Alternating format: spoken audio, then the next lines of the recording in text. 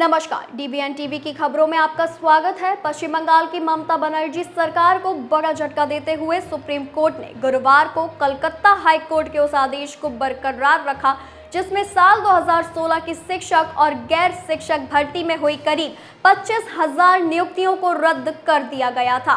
ये मामला बहुचर्चित स्कूल जॉब्स फॉर कैश घोटाले से जुड़ा है, जिसमें भर्ती प्रक्रिया में बड़े पैमाने पर हेरफेर और भ्रष्टाचार के आरोप लगे थे।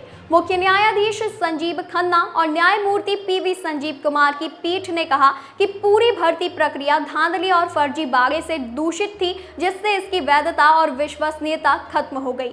अदालत ने हाईकोर्ट के फैसले में हस्तक्षेप करने से इनकार करते हुए कहा कि हमने मामले के तथ्य देखे हैं। पूरी चयन प्रक्रिया हेरफेर और धोखाधड़ी से दूषित है। कोई कारण नहीं है कि हम इसमें हस्तक्षेप करें। जो उम्मीदवार इस प्रक्रिया के तहत भर्ती हुए थे उन्हें हटाया जाना चाहिए, क्योंकि ये नियुक्तियां धोखाधड़ी के माध्यम से हुई थी। हालांकि सुप्रीम कोर्ट ने यह स्पष्ट किया कि अब तक नियुक्त किए हुए उम्मीदवारों को अपने वेतन को लौटाने की जरूरत नहीं होगी। शीर्ष अदालत ने यह भी निर्देश दिया कि 3 महीने के भीतर नई भर्ती प्रक्रिया पूरी की जाए।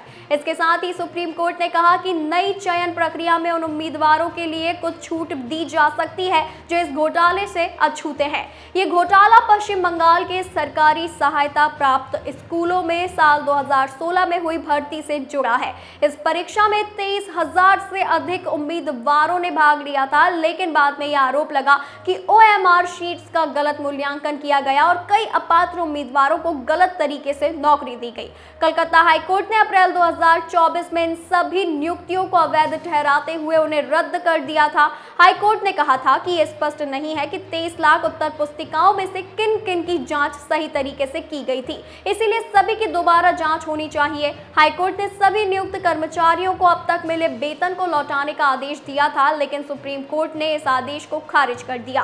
इस फैसले के खिलाफ सुप्रीम कोर्ट में कुल 126 अपीलें दायर की गई थी, जिनमें से एक पश्चिम बंगाल सरकार की ओर से थी। राज्य सरकार ने तर्क दिया कि हाईकोर्ट ने केवल मौखिक दलीलों के आधार पर बिना किसी हलफनामे को रिकॉर्ड पर लिए नियुक्तियों को रद्द कर दिया।